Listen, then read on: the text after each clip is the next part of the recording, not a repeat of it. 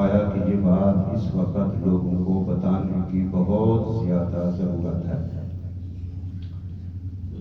حضور نبی کریم صلی اللہ علیہ وسلم کا معمول مبارک ہجرت کے وقت یہ تھا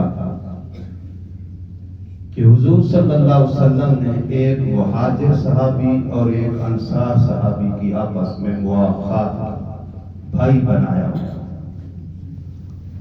حضرت سلمان فارسی رضی اللہ تعالیٰ عنہ جب مسلمان ہوئے، ان کا بڑا لمبا قصہ ہے، بڑے مسائل مشکلات سے گزر کے پہنچے۔ جب یہ مسلمان ہوئے تو یہ مسافر تھے، مہاجر تھے، تو ان کی جو مواخات بھائی بندی بنائی گئی وہ حضرت ابو دردہ رضی اللہ تعالی عنہ کے ساتھ بنائی گئی، جو انصاری صحابی تھے۔ حضرت ابو دردہ رضی اللہ تعالی عنہ بڑے تارے کے دنیا کے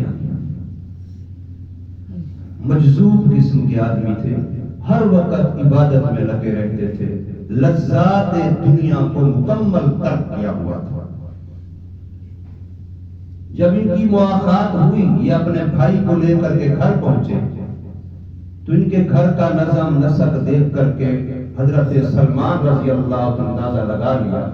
تو ان کی بیوی سے پوچھا یہ کیا حال ہے گھر کا؟ تو بتانے لگے یہ آپ کا جو بھائی ہے اس کو تو کسی چیز کا خیال ہی نہیں ہے، ہر وقت عبادت ہی عبادت، تو پھر میں کیا کروں؟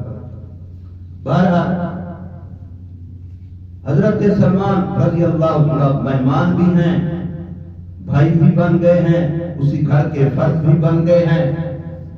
تو حضرت ابو دردہ رضی اللہ عنہ کے سامنے روٹی رکھی، فرمایا کھانا تناول فرماؤ، کھاؤ۔ انہوں نے کہا آپ بھی بیٹھے، تو بتایا میرا تو روزہ ہے، تھا نفلی روزہ، میرا تو روزہ ہے، فرمایا بیٹھو میرے ساتھ۔ غرض ہے کہ ان کو کہہ کر کے حکم روزہ توڑوا دیا، اپنے ساتھ بٹھا کے کھانا کھلایا۔ نفلی روزہ ہے، جائز ہے، مہمان کے اعزاز میں ویسے جائز ہے، توڑ سکتا ہے بندہ۔ پھر شام کا وقت ہوا، بھائی کے لیے بستر لگا دیا حضرت سلمان فارسی رضی اللہ عنہ کہ آپ سو جائیں۔ فرمایا آپ؟ میں تو نفل پڑھتا ہوں۔ لاؤ اپنا بستر، سو۔ زبردستی ان کو پھر اپنے ساتھ بستر لگوا کے سلا دیا۔ حضرت ابو دردہ رضی اللہ عنہ فرماتے ہیں کہ میرے ذہن میں یہ تھا چلو اس کا حکم مان لیتا ہوں، لیٹ جاتا ہوں، ان کو نیند آئے گی، میں اٹھ کے عبادت شروع کر دوں گا۔ لیکن انہوں نے چوکیداری کی، جو ہی میں اٹھنے لگوں گا مجھے پھر حکم کریں لیٹ جائے، جب تہجد کا وقت ہوگا تو میں خود اٹھاؤں گا۔ غرض ہے کہ ان کو پھر تہجد کے وقت اٹھایا۔ صبح کو رسول اللہ صلی اللہ علیہ وسلم کی مجلس مبارک میں حاضری ہوئی۔ حضرت سلمان فارسی رضی اللہ عنہ کا پورا قصہ حضرت ابو دردہ رضی اللہ عنہ خود روایت کرتے ہیں کہ میں نے خود حضور صلی اللہ علیہ وسلم کے سامنے کارگزاری پیش کی کہ آپ نے میرا بھائی بنا ہے، اس نے میرا نظام زندگی چینج کر دیا ہے، بدل دیا، مجھے عبادت سے روکتا ہے، مجھے فلاں فلاں میرے معمولات میں تبدیلی کر دی۔ تو حضرت سلمان فارسی رضی اللہ عنہ نے فرمایا کہ دیکھیں اِنَّ لِرَبِّكَ عَلَيْكَ حَقًّا، آپ کے رب کا آپ پر حق ہے، آپ اس کے فرائض واجبات عبادت کریں۔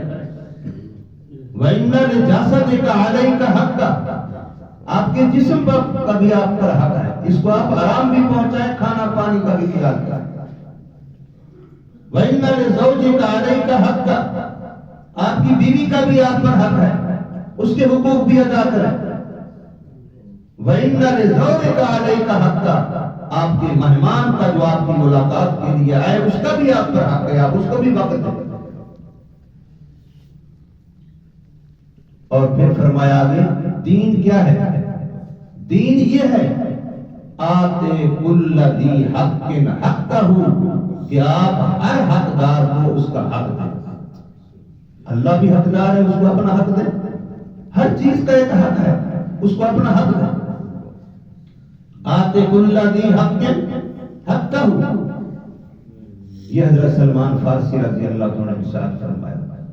تو اس پر حضور صلی اللہ علیہ وسلم مسکرائے اور آپ نے فرمایا سادہ کا سلمان۔ اب یہ جو جملہ حضور صلی اللہ علیہ وسلم نے ارشاد فرمایا سادہ کا سلمان، کہ سلمان نے جو کیا گھر میں آپ کے ساتھ وہ بھی سچ کیا، ٹھیک کیا، اور جو فرمایا ہے آپ کو ہدایات دیتے ہوئے، دین کا مفہوم سمجھاتے ہوئے، یہ بھی سچ فرمایا۔ اس سادہ کا پر حضرت سلمان فارسی رضی اللہ عنہ زندگی بھر فخر کرتے کہ میرے نبی نے میری تصدیق کی، آقا کریم سید الرسل نے صلی اللہ علیہ وسلم میری تصدیق کی ہے۔ اس تصدیق پر وہ زندگی بھر اعزاز سمجھتے تھے، فخر کرتے تھے۔ اب یہ تصدیق حضرت سلمان فارسی رضی اللہ عنہ کو یہاں دنیا میں حاصل ہوئی، لیکن امت محمدیہ کے ہر فرد کو قیامت کے دن حاصل ہوگی۔ امت محمدیہ کے ہر فرد کو خود سرکار مدینہ صلی اللہ علیہ وسلم کی طرف سے یہ تصدیق قیامت کے دن حاصل ہوگی۔ قرآن مجید کے اندر اللہ پاک ارشاد فرماتے ہیں والذین یؤمنون باللہ ورسلہ اولئک هم الصدیقون، کہ جو لوگ اللہ پر ایمان رکھتے ہیں اور اس کے رسولوں پر، رسول کا لفظ ہے، رسول کا نہیں ہے، جمع ہے، اور اس کے رسولوں پر یعنی تمام رسولوں پر، اولئک هم الصدیقون، یہ لوگ صدیق ہیں۔ اب ایک تو صدیق اکبر ہے رضی اللہ تعالی، اور جب کوئی اکبر ہوتا ہے تو اکبر تب ہی بنتا ہے جب اس کے نیچے اصغر ہو۔ میرے اگر زیادہ بیٹے ہوں تو کوئی میرے سے پوچھے میں کہوں گا میرا بڑا بیٹا ہے، اور اگر ہو ہی ایک بیٹا تو میں کہوں گا میرا یہ بیٹا ہے، یہ نہیں کہوں گا یہ میرا بڑا بیٹا ہے۔ بڑا تب ہی کہوں گا جب اس سے چھوٹے بھی ہوں گے۔ صدیق اکبر تب ہے کہ ان سے چھوٹے بھی اس امت کے سارے صدیق ہیں، تبھی وہ صدیق اکبر ہے۔ اس لیے فرمایا کہ اس امت کا ہر فرد صدیق ہے، شرط یہ ہے کہ ایمان پر موت آ جائے، اس امت کا فرد شمار ہو جائے۔ قرآن کہہ رہا ہے اولئک هم الصدیقون، یہ لوگ صدیق ہیں جن کا پہلا اور اعلیٰ طبقہ صحابہ کرام رضوان اللہ ترجمہ ان کا ہے، ورنہ اس امت کا ہر فرد صدیق ہے۔ قرآن مجید فرما رہا ہے کہ قیامت کے دن اللہ تبارک و تعالی باوجود جاننے کے انبیاء سے پوچھیں گے کہ آپ نے اپنا دین، اپنا پیغام، اپنی دعوت اپنی امت تک پہنچائی؟ تو وہ کہیں گے جی ہاں۔ امتوں سے پوچھیں گے تو بہت ساری امتیں یا امتوں کے کچھ حصے انکار کرتے ہیں کہ ہم تک ہمارے نبیوں نے دعوت، پیغام، بات نہیں پہنچائی۔ اب نبی کہہ رہا ہے میں نے پہنچائی، اور امت کے کل فرد یا بعض فرد انکار کر رہے ہیں، تو اللہ پاک انبیاء سے فرمائیں گے آپ اپنے دعوے پر گواہ لاؤ، ثبوت لاؤ، پروف لاؤ۔ تم کہہ رہے ہم نے پہنچائی، وہ کہہ رہے نہیں، وہ تو منکر ہے۔ اب منکر کی انکار کو توڑا جائے گا شہادت سے، تم اپنے شاہد لاؤ، گواہ لاؤ، تو وہ نبی کہیں گے ہماری گواہ آخری امت ہے۔ یہ قرآن کہہ رہا ہے، وہ نبی کہیں گے ہماری گواہ آخری امت ہے، تو ان کی امتیں جرح کریں گی کہ یہ تو اس وقت تھے ہی نہیں، یہ کیسے گواہی ہے؟ یہ تو ہزاروں سال بعد میں آئے ہیں۔ گواہ تو وہ ہو جو عینی ہو، جس نے خود دیکھا ہو، خود سنا ہو۔ نہ انہوں نے دیکھا، نہ انہوں نے سنا، نہ ہمارا زمانہ پایا، تو یہ ہمارے بارے میں کیسے گواہی دیتے ہیں؟ تو اس وقت اس امت کا جو جواب ہوگا نا، وہ سونے کے پانی سے لکھنے کے قابل ہے۔ حضور صلی اللہ علیہ وسلم کی مجلس لگی ہوئی ہے، نجران کے علاقے کے نصارہ آئے، ابھی وہ عیسائی تھے، مسلمان نہیں ہوتے، وفد آیا پورا۔ آپ صلی اللہ علیہ وسلم سے دین کے بارے میں معلومات کی، آپ صلی اللہ علیہ وسلم نے دعوت دی، دین کا پورا پروگرام سامنے رکھا، وہ لوگ مسلمان ہوئے، پورا وقت مسلمان ہوئے۔ جب مسلمان ہو چکے، دین اسلام قبول کر چکے، عیسائیت چھوڑ چکے، اب انہوں نے آخر میں ایک سوال کیا کہ ہم نے آپ کا دین تو قبول کیا، اب ہمیں بتائیے ہم اس دین پر مرے تو ہمیں ملے گا کیا؟ ہم اس دین پر قائم رہیں اسی دین پر آئے تو اب ہمیں ملے گا کیا؟ اس سوال کا جواب دینے کے لیے رسول اللہ صلی اللہ علیہ وسلم خود کچھ ارشاد نہیں فرمایا، اپنی مجلس میں موجود حضرت علی رضی اللہ عنہ سے فرمایا کہ علی تم کھڑے ہو، تم ان کو جواب دو۔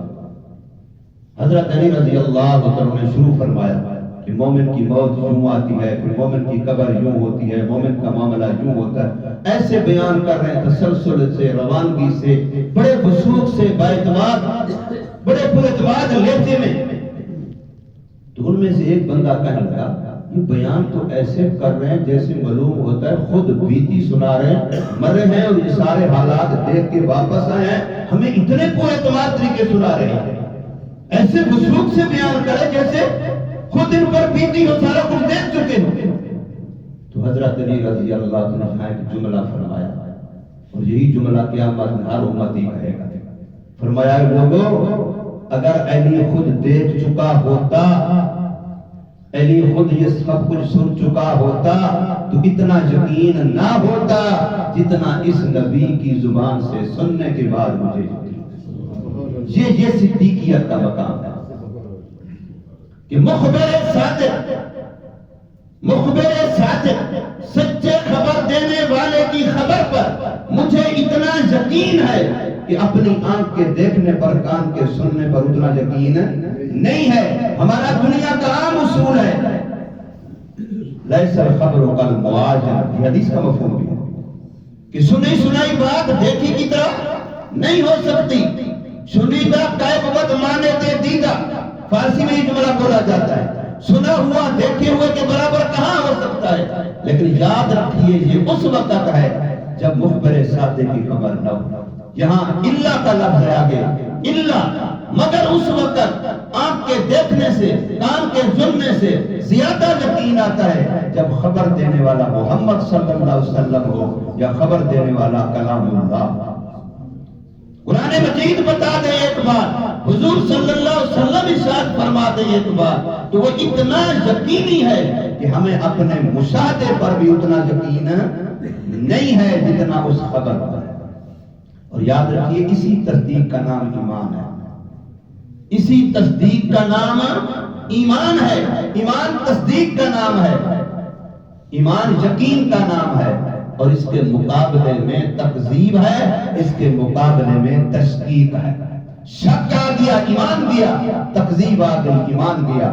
یہ واحد امت ہے امت محمدیہ الحمدللہ جو تصدیق سے متصف ہے اور تکذیب سے پاک ہے۔ یہ امت تکذیب سے پاک امت ہے۔ ہم تمام نبیوں کو مانتے ہیں، کسی نبی کو جھٹلاتے، تمام کتابوں کو مانتے ہیں، کسی کتاب کو جھٹلاتے، اور یہ اعزاز صرف اس امت کو حاصل ہے، اور یہ بھی ختم نبوت کی برکت سے حاصل ہے۔ اس سے پہلے جتنی امتیں ہیں وہ ایک کو مانتے تو کسی کو نہیں مانتے، ایک کتاب کو مانتے تو کسی اور کتاب کو نہیں مانتے۔ کوئی امت بھی عیسائی ہو یا یہودی ہو، وہ تصدیق کلی سے متصف نہیں ہے، ان کے اندر تکذیب بہرحال پائی جاتی ہے۔ یہ واحد امت ہے جو تکذیب کے گناہ سے پاک ہے، اور یہ بہت بڑا اعزاز ہے، یاد رکھنا بہت بڑا اعزاز ہے۔ تصدیق اس امت کا خاص اعزاز اور صفت ہے۔ اعتدال اسلام کا جیسے ایک مزاج ہے، اعتدال اسلام کا جیسے مزاج۔ عیسائیت نے کیا کہا؟ رہبانیت اپنے اوپر فرض کر، ترک دنیا، صرف آخرت۔ اور ادھر نصارہ یہودیوں نے کیا کہا؟ نسوا اللہ، وہ خدا کو بھول دیا، خدا کے دین کو بھلا دیا، صرف دنیا۔ عیسائیوں میں ایک طبقہ کھڑا ہوا رہبانیت کا، رہبان کا، صرف آخرت، اور یہود میں ایک طبقہ کھڑا ہوا بالکل اللہ کو بھی بھلا دیا، اللہ کے دین کو بھی بھلا دیا، صرف دنیا۔ لیکن یہ امت کیا ہوئی؟ ربنا آتنا فی الدنیا حسنہ وفی الآخرۃ حسنہ، دونوں کا حسنہ مانگا، دنیا کا حسنہ بھی مانگا ہے، آخرت کا حسنہ بھی۔ اور یہ مزاج اسلام ہے، یہ اس اسلام کا مزاج ہے، اور یہ اسلام خلاصہ ہے، یہ اسلام کی دعوت کا خلاصہ اور نچوڑ ہے۔ تو جب وہ انبیاء گواہ کے طور پر اس امت کو پیش کریں گے اور ان کی امتیں جرح کریں گی، تو اس وقت امت محمدیہ کہے گی ہاں ہم گواہ ہیں، ہم گواہی دیتے ہیں کہ ہر نبی نے اپنا دین، اپنی دعوت مکمل کیفن اپنی اپنی امت تک پہنچائی ہے۔ ہم گواہی دیتے ہیں۔ جب گواہی دیں گے تو اس گواہی پر مہر تصدیق کون لگائے گا؟ میرے اور آپ کے نبی لگائیں گے، فرمائیں گے میری امت سچ کہے گا۔ اب یہاں اندازہ لگائیے، آپ نے تصدیق کی موسیٰ علیہ السلام کی، آپ نے تصدیق کی نوح علیہ السلام کی، آپ نے تصدیق کی عیسیٰ علیہ السلام کی، آپ نے تصدیق کی ہود علیہ السلام کی، سلیمان علیہ السلام کی، آپ نے کسی پہلے نبیوں میں سے کسی نبی کی تصدیق کی، آپ اس نبی کے مصدق ہوئے، تو آپ کی تصدیق کس نے کی؟ سید الانبیاء نے کی، فخر الرسل نے کی، امام الانبیاء نے کی، مقصود کائنات نے کی، وجہ تخلیق کائنات نے کی۔ یہ تھوڑا اعزاز ہے کہ ہم مصدق بنے کس کے؟ سابقہ انبیاء کے، اور ہمارے لیے مصدق بنا دیا، ہماری بات پر مہر تصدیق ثبت کرنے کے لیے اللہ پاک نے محمد کریم صلی اللہ علیہ وسلم کے نطق مبارک سے فرما دیا کہ میری امت سچ کہہ رہی ہے۔ یہ تھوڑا اعزاز ہے۔ یہاں حضور نے فرمایا صدق سلمان، حضرت سلمان نے سچ فرمایا، تو حضرت سلمان زندگی ساری اس پر فخر کرتے ہیں، اس کو اعزاز سمجھتے ہیں کہ میرے نبی نے میری تصدیق کی ہے۔ تو پھر ہمارے لیے فخر نہیں ہے؟ ہمارے لیے فخر نہیں ہے کہ میرا نبی میری تصدیق کرے گا، میرا نبی اپنے امتیوں میں سے ہر امتی کی تصدیق کرے گا؟ تو میری اور آپ کی ذمہ داری اور ڈیوٹی اس سارے بات کے خلاصہ نچوڑ کے طور پر یہ نکلتی ہے کہ ہم زندگی اس نقطے پر مرکوز کر دیں کہ ہم جیسے کیسے ہیں حضور کے غلام، ہیں حضور کے امتی۔ بس ہماری موت اسی یقین پر آنی چاہیے کہ حضور صلی اللہ علیہ وسلم کی امت میں شمار ہو جائیں۔ میرے آقا صلی اللہ علیہ وسلم کا ارشاد ہے کل امتی یدخلون فی الجنہ، میری ساری کی ساری امت جنت میں داخل ہو۔ حضور کا ارشاد ہے کل امت، میری ساری کی ساری امت یدخلون، داخل ہوگی جنت میں، الا من ابا، مگر وہ جس نے جنت میں جانے سے انکار کیا۔ صحابہ حیران ہوئے، یا رسول اللہ ایسا کوئی پاگل بھی ہوگا، ایسا کوئی کم عقل بھی ہوگا جو جنت میں جانے سے انکار کر دے گا؟ تو میرے آقا نے فرمایا من آتانی، جس نے میری اطاعت کی، فقط داخل جنہ، وہ یوں سمجھے میری جنت میں جا رہا ہے، میری اطاعت کرتا کرتا جنت میں جا رہا ہے۔ حضور صلی اللہ علیہ وسلم کی غلامی کا ہر کام یہ جنت میں داخلے کا ٹکٹ ہے، یہ جنت میں داخلے کا پروف و ثبوت ہے۔ اور فرمایا من عصانی، اور جس نے میری نافرمانی کی، فقط ابا، اس نے میری نافرمانی نہیں کی، اس نے جنت میں جانے سے انکار کیا۔ جس نے میری نافرمانی کی اس نے گویا جنت میں جانے سے انکار کر دیا ہے، ورنہ میری امت ساری کی ساری جنت ہے۔ اس لیے میں نے عرض کیا ہمارا کام یہ ہے کہ ہم اس نقطے پر اپنی توجہ مرکوز رکھیں کہ ہم حضور کے امتی بن کے مریں، حضور کے امتی بن کے جئیں، حضور صلی اللہ علیہ وسلم کے امتی بن کے اٹھیں۔ یہی رمضان کا میسج ہے، یہ رمضان کا پیغام ہے، اسی لیے روزہ ہے، اسی لیے تراویح ہے، اسی لیے اعتکاف ہے، اسی لیے لیلۃ القدر کی تلاش ہے۔ اللہ تبارک و تعالی ہم سب کو یہ دولت نصیب فرمائے۔